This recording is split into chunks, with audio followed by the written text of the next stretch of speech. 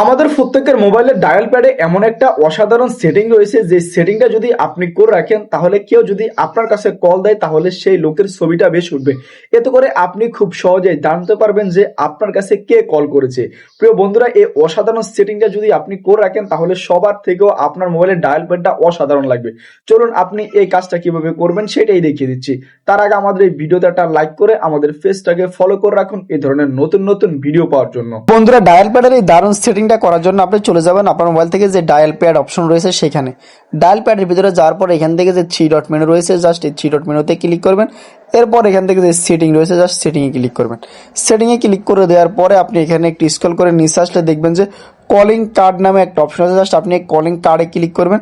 তারপর এখান থেকে অ্যাড অপশনটিতে ক্লিক করবেন। অ্যাড অপশনে ক্লিক করে দেওয়ার পরে আপনার সামনে লোডিং নিয়ে এরকম ইন্টারফেস আসবে।